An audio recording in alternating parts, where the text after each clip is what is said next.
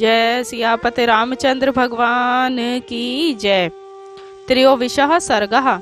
रावण का पुनः मारीचाश्रम में जाना। तत् शूर्पणखा वाक्यम तत् श्रुत्वा रोमहर्षणम सचिवानभ्यनुज्ञाय कार्य बुद्धवा जगाम सा। शूर्पणखा के उन रोमांचकारी वचनों को सुन मंत्रियों से इस विषय में विचार विमर्श कर तथा उन्हें विदा कर और अपने कर्तव्य का निश्चय कर रावण जाने के लिए तैयार हुआ।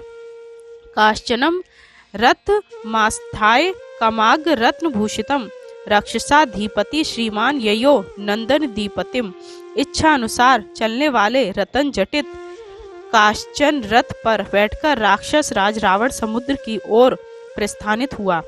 तम तु गत्वा परम पार समुद्रस्य नदीपते ददार्शाम मेकांते रम्य पुण्य वनांतरे तत्र कृष्णाजिनधरम जटावल्कल धारिणम ददर्श नियताहारम मारीचम नाम राक्षसम।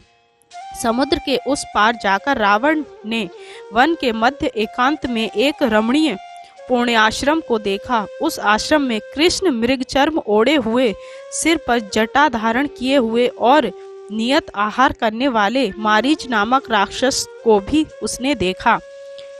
सा रावणः समागम्य विधिवतेन राक्षसा अर्थोपहत्या वाचा मारीचो वाक्यम ब्रवीत। रावण के वहां पहुंचने पर उसका विधिवत स्वागत सत्कार कर मारीच ने उससे यह अर्थयुक्त वचन कहा। कचित सुकुशलम राजलंकायाम राक्षेश्वरम केनार्थेन पुनस्त्वम वे तूणमेव मिहागतः। हे राक्षस राज, कहिए लंका में कुशल तो हैं, तुम्हारे पुनः इतनी शीघ्र यहाँ आने का कारण क्या है? ए मुक्तो महातेजा मारीचेन सा रावणः तम तु पश्चादिदम वाक्यम ब्रवीद्वाक्य कोविदः। जब मारीच ने ऐसा कहा तब महातेजस्वी बातचीत करने में पटु रावण ने इस प्रकार कहना आरंभ किया। मारीच श्रूयताम तात वचनम मम भाषितः आर्तोऽस्मि मम चार्तस्य भवानी परमा गतिः। हे तात मारीच, मैं जो कहता हूँ उसे आप सुनो। मैं इस समय बहुत दुखी हूँ और इस समय आप ही मेरे एकमात्र आश्रय हैं। चतुर्दश सहस्त्राणि राक्षसा मुग्र तेजसाम निहतानि शरेस्तीक्ष्ण मानुष्येण पदातिना। पैदल चलने वाले मनुष्य राम ने अपने तीक्ष्ण बाणों से 14 उग्र कार्मा राक्षसों को मार डाला। खरस्य निहिता संख्ये दूषणस्य निपातितः हतस्य तिरशिरश्चापि निर्भया दंडकः कृता। इतना ही नहीं, उस राम ने युद्ध में खरदूषण और तिरशिरा को भी मार दिया तथा दंडक वनवासियों को निर्भय कर दिया। पित्रा निरस्तः क्रुदेन सर्भार्या शंग जीवितः सा हंतः तस्य सैन्यस्य रामा क्षत्रिय पासनः।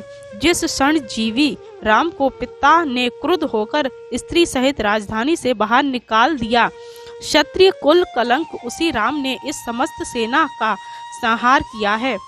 सुदिशलः कर्क शक्तिक्षणो मूर्खो लुब्धो जितेन्द्रिय त्रिकत्वा धर्मात्मा भूताना महिते रतः। वह चरित्रहीन कर्कश तीक्ष्ण स्वभाव वाला मूर्ख लोभी और अजितेंद्रिय है। धर्म को त्याग कर वह अधर्मात्मा सदा प्राणियों का अहित किया करता है। एन वेरम विनारिणे सत्वा मिश्रित्य केवलम कर्णा सापहरणाभदग्नि में विरूपिता। उसने बिना वैर ही केवल अपने बल के घमंड में मेरी बहन की नाक और काटकर उसे कुरूप बना दिया है। तस्य भार्या जन स्थानत सीताम सुर सुतोपमाम अनिश्यामी विक्रम्य सहाय सत्र में भव। इसके बदले मैं देव कन्या के तुल्य कमनीय कांति वाली उसकी भार्या सीता को उठा लाऊंगा। आप इस कार्य में मेरी सहायता करें। वीर युद्धे च दर्पे च न हस्ति सदृशत्वम उपायशो महाशूरा सर्व माया विशारदा। पराक्रम में, युद्ध में और मान मर्दन में तुम्हारे सदृश और कोई नहीं है। तुम उपाय जानने वाले शूरवीर और माया विशारद, रूप और बोली बदलने में पंडित हो। एतत्र मह्यं प्राप्त सत्व समीपम निशाचरः शृणु सत्क्रम सहाय यत कार्य वचनामम। हे निशाचर, इसलिए मैं तेरे पास आया हूँ। अब तुम्हें मेरी जो सहायता करनी पड़ेगी वह मैं बताता हूँ।